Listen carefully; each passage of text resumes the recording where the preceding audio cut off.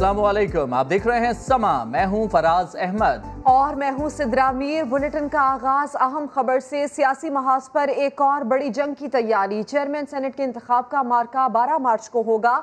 वजीर आजम इमरान खान ने तर्जुमानों का इजलास बुला लिया। अहम बैठक में अपोजिशन से निमटने और चेयरमैन और डेप्यूटी चेयरमैन सेनेट के इंतखाबात पर बात होगी। सियासी महाज पर एक और बड़ी जंग की तैयारी शुरू हो चुकी है। चेयरमैन सेनेट के इंतखाब का मार्का 12 मार्च को होने जा रहा है। वजीर आजम इमरान खान ने तर्जुमानों का इजलास बुला लिया है। इस इजलास में अपोजिशन से निमटने पर बातचीत की जाएगी। चेयरमैन सेनेट के इंतखाब का मार्का 12 मार्च को होगा। वजीर आजम इमरान खान ने तर्जुमानों का इजलास बुला लिया है, जिसमें अपोजिशन से निमटने और चेयरमैन और डिप्टी चेयरमैन सेनेट के इंतखाब पर बात की जाएगी। पीडीएम का सरबराही इजलास इस्लामाबाद में शुरू हो गया है। मरियम नवाज और बिलावल भुट्टो इजलास में शिरकत के लिए सिंध हाउस पहुंच गए हैं। इजलास में चेयरमैन सेनेट के इंतखाब के हवाले से मुशावरत की जा रही है। इसी से मुतालिक मजीद बात करेंगे। उस्मान खान हमारे साथ हैं। उस्मान, बताइए इस इजलास से मुतालिक कौन कौन पहुंच चुका? देखिए, ये पीडीएम के जो है वो सरबराही इजलास है, जिसके ज़रात मौलाना फजलुर रहमान कर रहे हैं। और ये इजलास पहले सिंध हाउस में रखा गया था, लेकिन अब से कुछ देर पहले नागुज़ीर वजूहात की बिना पर इसको मुंतकिल कर दिया गया मुकामी होटल में। और यहाँ पर अब तमाम कायदीन सर जोड़कर बैठे हुए हैं। बुनियादी जो नुक्ता इस इजलास का वो चेयरमैन सेनेट का इलेक्शन है। और उसमें पीडीएम की जानिब से आज यूसुफ रज़ा गिलानी को मुतफ़िका उम्मीदवार बनाने के लिए उसकी तौसीक़ की जाएगी। और साथ ही साथ डिप्टी चेयरमैन का जो है उम्मीदवार, उसको भी हतमी शक्ल दी जाएगी, वो नाम भी सामने लाया जाएगा। साथ ही साथ जो हुकूमत को टफ टाइम देना है उसके ऊपर भी हिकमत अमली तय की जाएगी। और पंजाब से ये बताया जा रहा है कि जो वज़ीर आला है उसके खिलाफ तहरीक अदम एतमाद लाई जानी है, वो किस तरीके से होगी, कैसे कामयाब बनाई जा सकती है। नंबर गेम के हवाले से जो है वो ब्रीफिंग दी जा रही है। और यूसुफ रज़ा गिलानी जो है अब तक की जो पेशरफ्त हुई है, जो सियासी रहनुमाओं से, हुकूमत और अपोजिशन के रहनुमाओं से उनकी मुलाकात हुई है और उसमें जो राब्ते हुए हैं इलेक्शन के मुतल्लिक, उस हवाले से ब्रीफ किया जा रहा है। और साथ ही जो कल इस्लामाबाद में वाक़या पेश आया था मुस्लिम लीग नून के रहनुमाओं के ऊपर जो तशद्दुद किया गया था कारकुनों की जानिब से पीटीआई के, उस हवाले से जो है वो मजम्मत की जा रही है। और इस इजलास में हिकमत अमली तय की जा रही है कि किस तरीके से हुकूमत को टफ टाइम देना है। इसी इजलास में लॉन्ग मार्च और मुस्तकबिल के लाहेअमल पर भी मुशावरत की जाएगी। अपडेट करने के लिए आपका शुक्रिया उस्मान खान। क्या बिलावल भुट्टो की नजरें तख्ते लाहौर पर हैं? चेयरमैन पीपल्स पार्टी पंजाब में 7 सीटों के बावजूद इन हाउस तब्दीली कैसे लाएंगे? सवाल हुआ तो पीडीएम की आड़ ले ली। हमजा शहबाज ने भी हिमायत का इशारा दे दिया। नंबर्स गेम में तो बुजदार सरकार को कोई खतरा नहीं। साथ मिलके हमला भी करेंगे और साथ मिलके कामयाब भी करेंगे। सेनेट के इलेक्शन में यूसुफ रज़ा गिलानी की कामयाबी के बाद बिलावल भुट्टो का इत्मीनान आसमान से बातें कर रहा है। अब पाकिस्तान डेमोक्रेटिक मूवमेंट ये फैसले लेंगे कि अदम एतमाद कब होगा और अदम एतमाद कहाँ होगा। चेयरमैन पीपल्स पार्टी की नजरें तख्ते लाहौर पर जम गईं। यहाँ सबसे बड़ा स्टेक होल्डर तो मुस्लिम लीग का है और कायदे हिज़्ब इख्तिलाफ के बगैर हम तो कामयाब नहीं होंगे। अपोजिशन लीडर पंजाब हमजा शहबाज भी बिलावल भुट्टो की ढकी छुपी हिमायत कर गए हैं। आप बतौर अपोजिशन लीडर उनके साथ चलने को तैयार हैं? ये जो आप सवाल कर रहे हैं, इंशाल्लाह ऐवानों में भी हम अपनी जिद्दोजहद जारी रखेंगे। और जो कामयाबी हुई गिलानी साहब की, ये अल्लाह का करम है। और अवाम में भी इंशाल्लाह ताला हम जाएंगे। लीगी रहनुमा अयाज सादिक ने भी तब्दीली का इशारा दे दिया है। अगर मुझसे पूछे ना सियासी कारकुन के हवाले से, तो हर जगह तब्दीली आ रही है, ये रुकेगी नहीं। अब नंबर गेम को देखा जाए तो 368 एमपीएस पर मुश्तमिल पंजाब असम्बली के ऐवान में बुजदार सरकार को 196 अरकान की हिमायत हासिल है, जबकि अपोजिशन इत्तेहाद के पास अब तक कुल मिलाकर सिर्फ 172 वोट हैं। बुलेटिन में आगे देखिए, पुलिस निशाने पर। वज़ीर दाखिला शेख रशीद का कहना है कि जो कुछ असम्बली के बाहर हुआ वो काबिल मज़म्मत है। हमने लीगी कायदीन को सिक्योरिटी फराहम की थी। शेख रशीद का ये भी कहना था कि टीचर्स के साथ भी मामला तय पा गए हैं। वो इस्लामाबाद में मीडिया से गुफ्तगू कर रहे थे। जो कुछ असम्बली के सामने हुआ बुरा हुआ, उसकी जितनी मजम्मत की जाए कम है। लेकिन मैं कायदीन से तोके रखता हूं कि वो जो प्रेस कॉन्फ्रेंस की जगह थी वहां पे करते ना।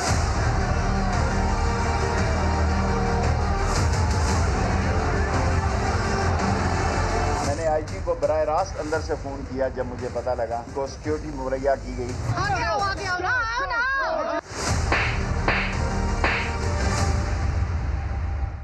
लीगी रहनुमा अज़मा बुखारी ने रावी रिवर प्रोजेक्ट को किसानों के साथ जुल्म और नाइंसाफी करार दे दिया। इल्ज़ाम लगाया है कि माफिया को नवाजने के लिए किसानों की ज़मीनों पर कब्जा किया जा रहा है। गुफ्तगू आपको सुनवाते हैं। बुज़दार साहब जो है उन्होंने कल शहबाज शरीफ बनने की एक नाकाम कोशिश की। मैं छापे मारूंगा।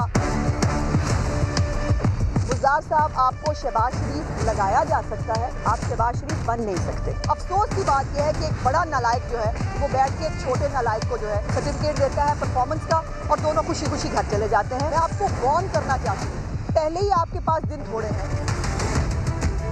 ये रावी रिवर प्रोजेक्ट ये किसानों का उनकी हक तलफी है, जुल्म है। प्रोजेक्ट के अंदर 3 कैटेगरीज बनाई गई हैं और हर कैटेगरी की अलग कीमत रखी गई है। एक कैटेगरी कोई बहुत ही मेहरबान कैटेगरी है, वो उसमें पता नहीं किन लोगों की जमीनें हैं, उसके लिए 600% BC रेट में इजाफा किया गया। अगर इस मुल्क में कोई इदारा मौजूद है तो वो इसकी इन्वेस्टिगेशन करे। ये हुकूमत करप्ट और माफिया की हुकूमत है। इमरान खान सबसे बड़ा कब्जा माफिया, ये किसानों की और आम आदमी की ज़मीनों पर कब्जा करके अपने माफिया पालना चाहते हैं। इमरान खान साहब आपके किचन चलाने के लिए, आपके माफिया को, आपके दोस्तों को पालने के लिए किसानों की हक तलफी नहीं की जा सकती। रावी रिवर प्रोजेक्ट हर स्टेज पर हम इसकी मुज़ाहमत भी करेंगे। जो भी कानूनी फोरम जो है वो हमें इस्तेमाल करने पड़े, हम करने के लिए तैयार हैं। खुर्रमशेर जमान ने PTI के बागी MP असलम अबड़ो को डी-सीट करने का मुतालबा कर दिया है। कहा, एक रुकन तहरीक इंसाफ के टिकट पर जीत कर आया, आज स्पीकर ने उसे हुकूमती नशिस्तों पर बिठा दिया।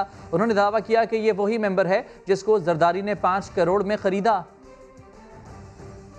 ऐवान के स्पीकर ने उस शख्स को जिसका नाम लोटा असलम अबड़ो है उसको बिठाया है ट्रेजरी बेंचेस के ऊपर। वो शख्स जो कि काउंसिलर की सीट भी नहीं जीत सकता है, जो कि पाकिस्तान तहरीक इंसाफ की सीट के ऊपर आया, उसको बिठा दिया ट्रेजरी बेंचेस के ऊपर। ये वही शख्स है जिसको आसिफ अली जरदारी ने ख़रीदा, जिसका भाव लगाया, जिसको 5 करोड़ रुपए दिए, जिसको 1 अरब रुपए की तरक्याती स्कीम्स का वादा किया और बताया कि अपनी मर्जी का ठेकेदार पिलखना। ये वही शख्स है जिसको अगले इलेक्शन की गारंटी भी दी।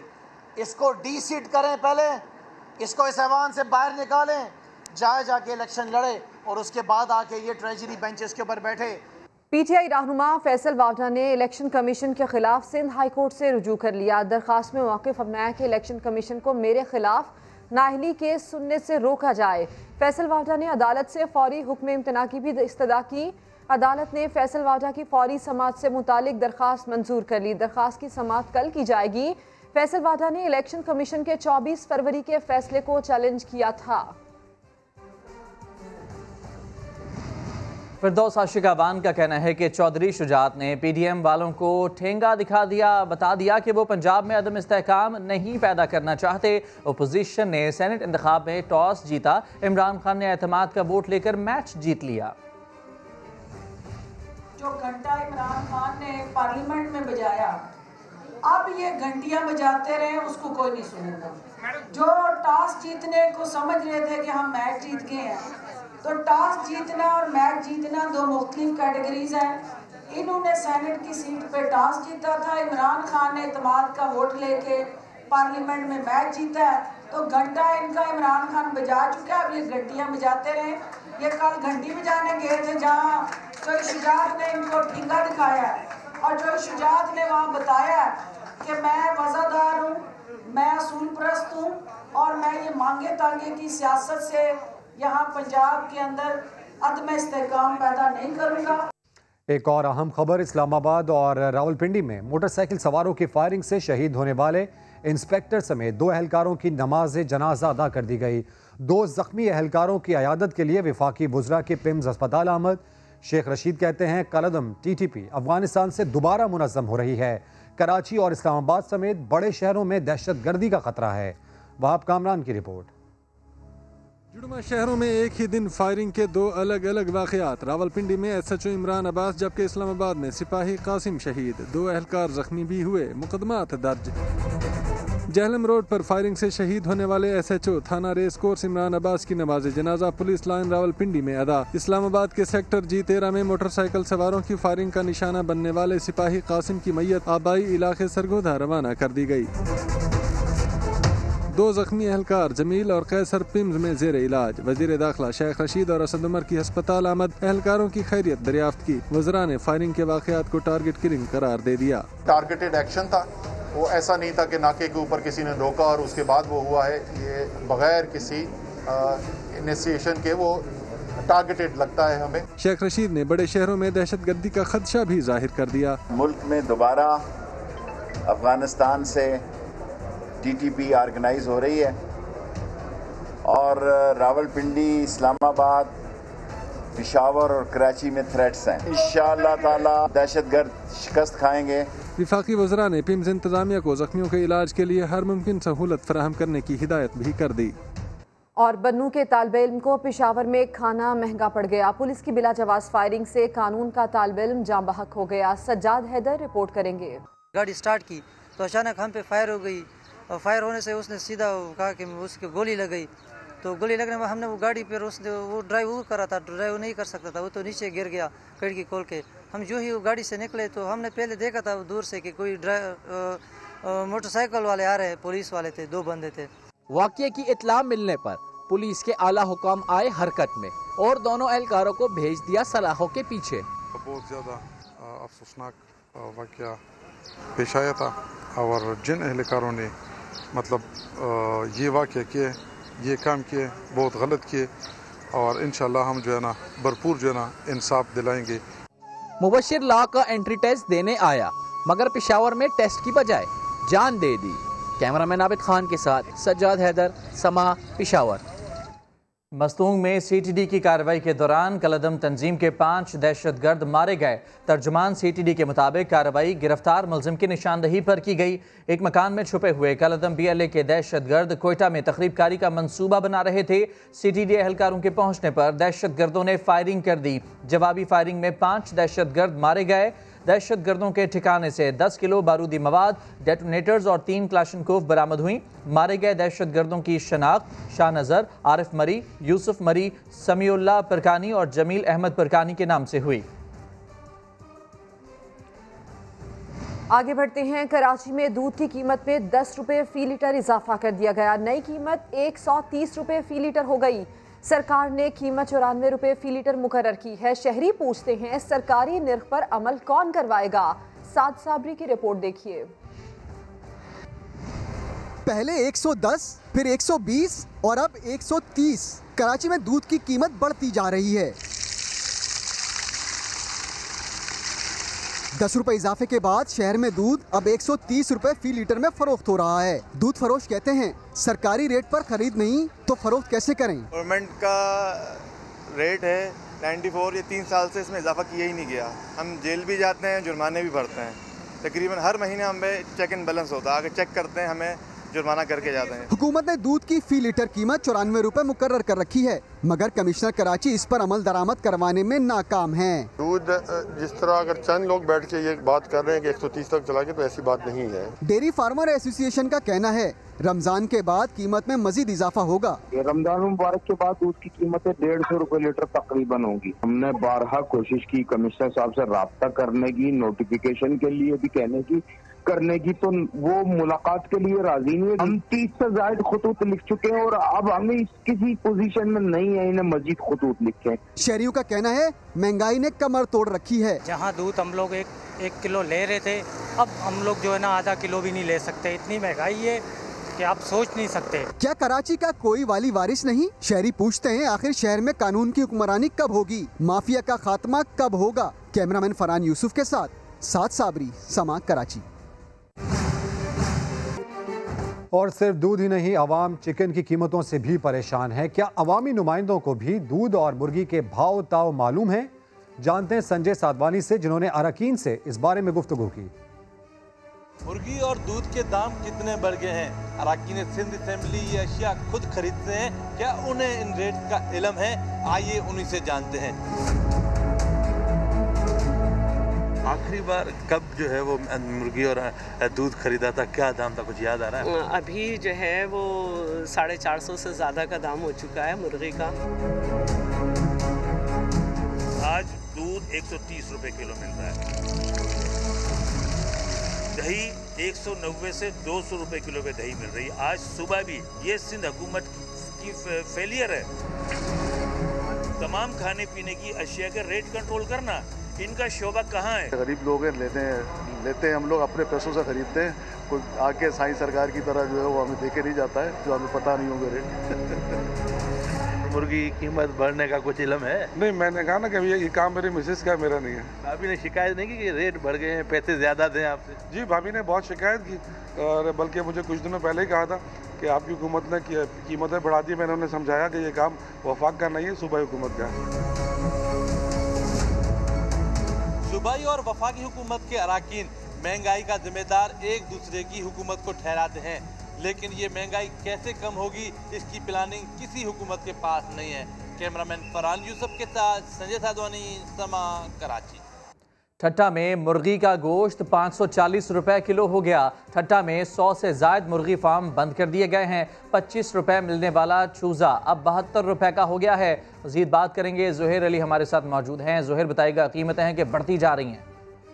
जी बिल्कुल, ठट्टा और तजावल से तकरीबन कराची जैसे बड़े शहर को जो है 70% मुर्गी की खपत यानी सप्लाई की जाती थी, लेकिन रवां साल जो है इसकी पैदावार, जो चूजे की जो पैदावार थी वो कम की गई, जिसकी वजह से पोल्ट्री फार्मर जो है बड़ी शदीद मुश्किलात का सामना करना पड़ रहा है। पोल्ट्री फार्मर का कहना है कि जो गुज़िश्ता साल 25 रुपए का चूजा मिलता था वो हमें आज 72 रुपए का मिल रहा है, और अद्वियात भी काफ़ी महंगी हैं, और फीड की जो बोरी थी वो तकरीबन 2700 रुपए की होती थी, जो 3500 रुपए की मिल रही है, जिसकी वजह से जो है 100 से ज़्यादा जो है वो छोटे जो पोल्ट्री फार्मर हैं उन्होंने अपना पोल्ट्री फार्म बंद कर दिया है। जबकि इसी की वजह से जो है कराची, ठट्टा और पूरे सिंध के अंदर जो है महंगा गोश्त होने की वजूहत महंगा हुआ है। और ठट्टा के अंदर जो है मुर्गी का गोश्त जो है तकरीबन 540 रुपए से ज्यादा महंगा हो गया है। 540 रुपए किलो का हो गया है गोश्त। तफसीलात के लिए आपका बहुत शुक्रिया जुहैर अली।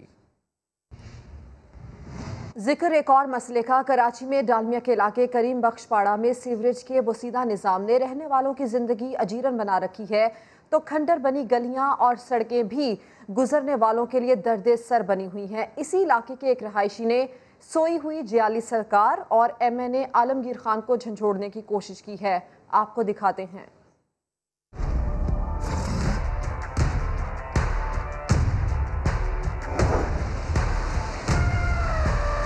मरीज को यहाँ से निकलते निकलते तकरीबन उसकी हड्डी पसलियाँ तो एक हो जाती है। एम्बुलेंस बुला लेते तो ये आने के लिए तैयार नहीं है। वो पहले से बोलते डालमिया हम नहीं जाएंगे, क्योंकि डालमिया की हालत इतने खराब है कि हम उस इलाके में नहीं जा सकते। हमें यहाँ से अपने मरीज को उठा के मेन रोड तक जाना पड़ता है।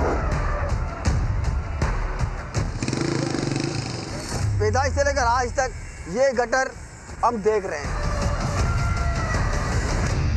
मुराद अली शाह साहब से गुजारिश है कि अगर वो अपने बच्चों को यहाँ एक मरतबा ला सकते हैं, इस इलाके में दौरा करा सकते हैं। आप लोग इस डर से तो अपने बच्चों को निकालते नहीं हो कि बीमार ना पड़ जाएं, गटर के बदबू को ना लग जाए। तो आज के ये बच्चे नहीं है, इन्हीं के बदौलत आप लोग ऐश कर रहे हो, इन्हीं के वोट के बदौलत आप लोग AC वाले कमरों में रह रहे हो, AC वाली गाड़ियों में घूम रहे हो। तो कराची में सीवरेज लाइनों के लिए सड़कें खोदी जा रही हैं, लेकिन सड़क तामीर करने की जहमत नहीं की जा रही। मलीर सऊदाबाद से कालाबोर्ड जाने वाला रोड भी खंडर का मंजर पेश कर रहा है। फास्ट ट्रैक हादसात का सबब बन रहे हैं। सलमान अहमद की रिपोर्ट देखते हैं।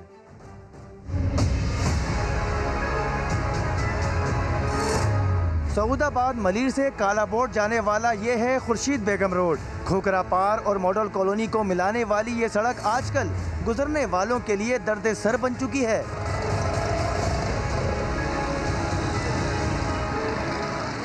पाँच महीने पहले सीवरेज लाइन के लिए ये सड़क खोदी गई, फिर इंतजामिया गायब हो गई, खुले गटर और खड्डे उभरकर सामने आ गए। यहाँ के दुकानदार सांस के मरीज बन गए।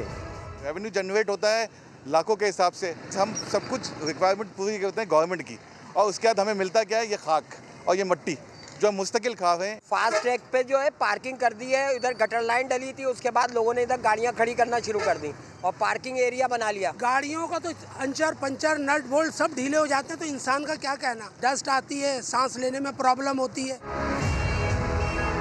आखिर ये अहम मसला कब हल होगा?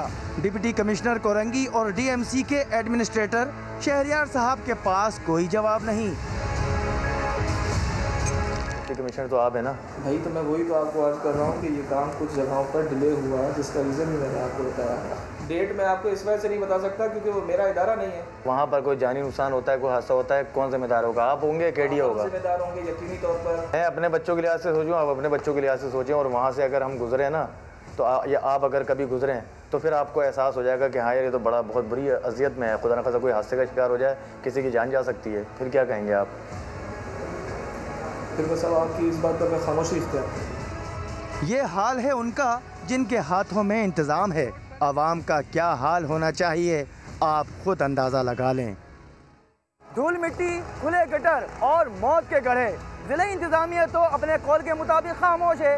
ताहम उम्मीद है PP चेयरमैन एक नज़र इधर ज़रूर डालेंगे क्योंकि ये उसी पेरिस की एक सड़क है जिसका उन्होंने ऐलान किया था।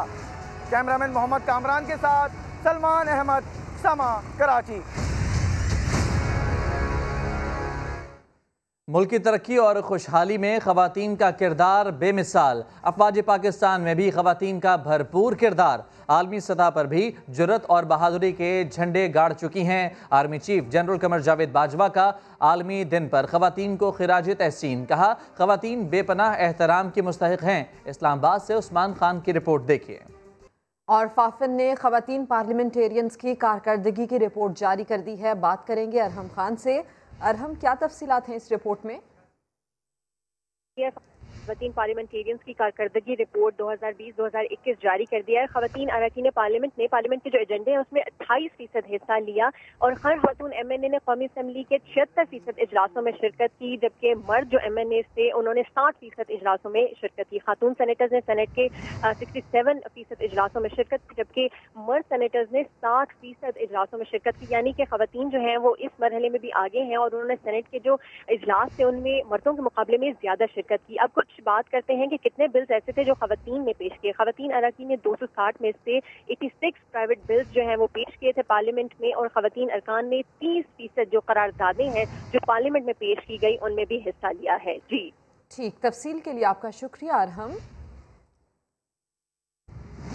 और नाज़रीन, कराची में एक ऐसी पनाहगाह भी है जहां जहनी अमराज में मुब्तला ख़वातीन बेबसी की ज़िंदगी गुजारने पर मजबूर हैं। किसी को घर वाले छोड़कर चले जाते हैं तो कोई हालात से तंग आकर भाग आता है, लेकिन अहले खाना की याद उनके दिलों से नहीं जाती। साथ साबरी की रिपोर्ट देखिए। जग सोए हम जागे, तारों से करें बातें, हो चांदनी रातें, चांदनी रातें।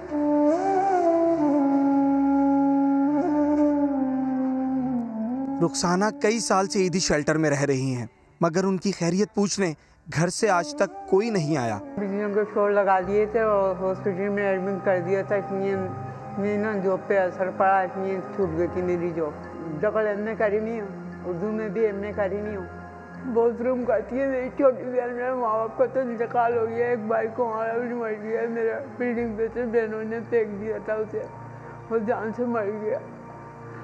इतना अच्छा था वो, मेरा बहुत ख्याल रखता था। जी हाँ, घर की बहुत याद आती है। बहन के साथ में हंसी खुशी रह रही थी, मतलब उसकी बहन ने मेरे घर बहुत हंसी खुशी घर में आग लगा दी। यहाँ मौजूद अक्सर ख़वातीन को जहनी मरीज बताया जाता है।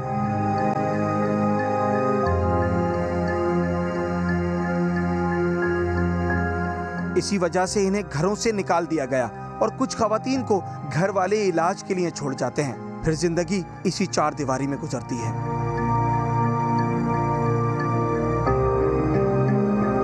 औरत सनफ़े नाजुक है, उस पर अगर आप बहुत ज़्यादा अगर बर्डन डालेंगे तो वो जो है वो अपने आप को डिस्टर्ब महसूस करेगी। फिर हम 100% ये नहीं कह सकते कि ये रवैयों ही की वजह से यहाँ आते हैं। तो कुछ ज़हनी तौर पर कमज़ोर लोग होते हैं जिन पर अगर ज़्यादा दबाव डाला जाए तो फिर वो जो है वो बदखल हो जाते हैं। वो किसी शायर ने कहा है ना, खुदा ने ये सिर्फ दुनिया की हर औरत को बख्शी है कि वो पागल भी हो जाए तो बेटे याद रहते हैं। अरे असद, मुझे ले जा बेटा, मुझे यहाँ पे बंद किया हुआ है। यहाँ ऐसी कई औरतें हैं जो जहनी तवाज़ुन खो देने के बावजूद भी अपने बच्चों को नहीं भूल पाई। अभी अपने घर में जाना चाहती हूँ। उमर फरूक मेरे बेटे का नाम है, किरण बीबी मेरी बेटी का नाम। ख्वाब में आते हैं भी, तभी मुझे याद आते हैं। तवज्जो और इलाज से जो मरीज सेहतियाब हो जाते हैं उन्हें घर भेज दिया जाता है, मगर अक्सर को उनके प्यारे वापस यहाँ छोड़ जाते हैं। शऊर की कमी और इलाज के फुकदान से पाकिस्तान में जहनी मरीजों की तादाद में इजाफा हो रहा है। ऐसे अफराद को अपना कर अगर उनका ख्याल रखा जाए तो कोई शक नहीं कि उन्हें टूटने से बचाया जा सकता है। कैमरामैन मोहम्मद आतिफ के साथ साद साबरी, समा, कराची। मजीद खबरें इस ब्रेक के बाद। आप रहिए समा के साथ। Welcome back. कराची के इलाके गुलशन हदीद से खातून और 13 साला लड़के की लाश मिली है। इसी से मुतालिक मजीद बात करेंगे chief crime reporter Ahmed Rahman Khan से। अहमद, पुलिस क्या बता रही है इससे मुतालिक? जी देखिए, एसएसपी मलीर इरफान बहादुर से हमारी बात हुई है तो ये बताते हैं कि दोनों लाशें नाकाबिले शनाख्त लगती हैं। एक लाश जो है वो तकरीबन 40 साला खातून की है, जबकि जो दूसरी लाश है वो 13 साला लड़के की है। इन खातून की लाश को यहाँ पर लाकर जलाया भी गया है। अभी जो है वो पुलिस स्पॉट पर पहुंची है, शवाहिद इकट्ठे करने की कोशिश की जा रही है, लेकिन दोनों लाशों के करीब से कोई ऐसी चीज नहीं मिली है जिससे इनकी शनाख्त की जा सके। तो इनको इस वक्त अस्पताल मुंतकिल किया जा रहा है ताकि अगर इनके कोई लवाहिकीन हो तो वहां से आके शनाख्त किया जा सके या फिर फिंगरप्रिंट्स के जरिए इनकी शनाख्त अमल में लाई जा सके। जी, तफसील के लिए शुक्रिया अहमद। उधर लाहौर में नामालूम मोटरसाइकिल सवारों की अंधाधुंध फायरिंग से 55 साला रिक्शा ड्राइवर जांबाक हो गया। मकतूल फयाज 2 बेटियों का बाप और घर का वाहिद कफील था। जहांगीर खान की रिपोर्ट। मंचलों की अंधाधुंध फायरिंग, रिक्शा ड्राइवर जान से गया। वाकया मुगलपुरा रामगढ़ के इलाके में पेश आया। 55 साला फयाज रिश्तेदारों के घर से निकलकर रिक्शे में बैठा ही था कि 2 मोटरसाइकिल पर सवार 4 नौजवान अंधाधुंध गोलियां चलाते हुए गुजरे, जिसमें से एक गोली फयाज के गर्दन में जा लगी। एकदम पीछे से पर्दे से गोली निकली है तो इनके ये जगह पे लगी। रोजाना दंदनाते फिरते हैं, कोई पूछने वाला नहीं, उनको कोई नहीं पूछने वाला। ये बेचारा बेगुनाह मर गया, इसका कौन वारिस है? मकतूल 2 बेटियों का बाप और घर का वाहिद कफील था। पुरसा इंसाफ की अपील कर रहे हैं। ये अपील करना चाहते हैं हम कि इन लोगों को जैसे दरिंदों को कड़ी सजा दे जाए और हमारा मेरे पापा के अलावा कोई सहारा नहीं था, हमें कोई यहाँ से कोई सहारा दे। पुलिस का कहना है कि एनी शाहिदीन के बयानात और दीगर शवाहिद की मदद से फायरिंग करने वाले लड़कों को ट्रेस करने की कोशिश की जा रही है। बढ़कर कोरोना की सूरत हाल आपको बताएं। कोरोना से 24 घंटे में मजीद 22 अफराद की जान चली गई। अमवात की मजमूई तादाद 13,227 हो गई है। मुल्क में 24 घंटे में 34,347 टेस्ट किए गए। एनसीओसी के मुताबिक 1,592 नए केसेस रिपोर्ट हुए हैं। मुल्क में अब तक सामने आने वाले कोरोना केसेस 5,92,100 हो चुके हैं। एक्टिव केसेस की तादाद 18,415 है, जबकि मजमूई केसेस की तादाद 5,92,100 हो गई है। मुल्क में कोरोना के फाल केसेस की तादाद 18,415 है। पंजाब में हेल्थ वर्कर्स को कोरोना वैक्सीन पर शकूक व शुबहात। वैक्सीनेशन का पहला मरहला मुश्किलात से दोचार। 1,19,000 में से सिर्फ 45,000 ने ही वैक्सीनेशन करवाई। लाहौर से दानियाल उमर की रिपोर्ट।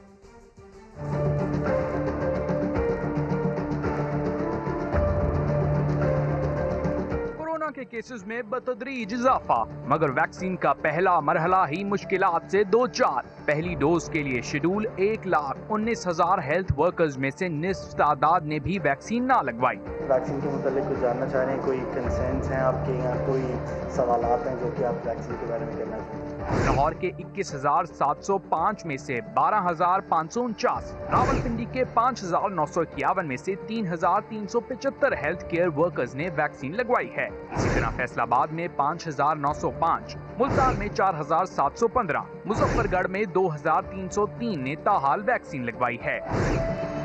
न्यू अस्पताल में वैक्सीनेशन सेंटर के फोकल पर्सन के मुताबिक हेल्थ केयर वर्कर्स वैक्सीन से मुतालिक शकूक व शुबहात में मुब्तला हैं।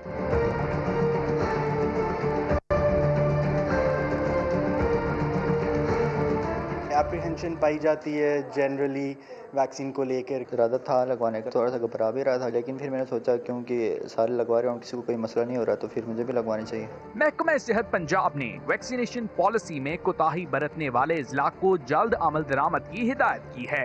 हेल्थ केयर वर्कर्स को है पैगाम के हिम्मत करें और कदम बढ़ाएं, तोहमात को भूलकर वैक्सीन लगवाएं, क्योंकि यही दानिशमंदाना फैसला है।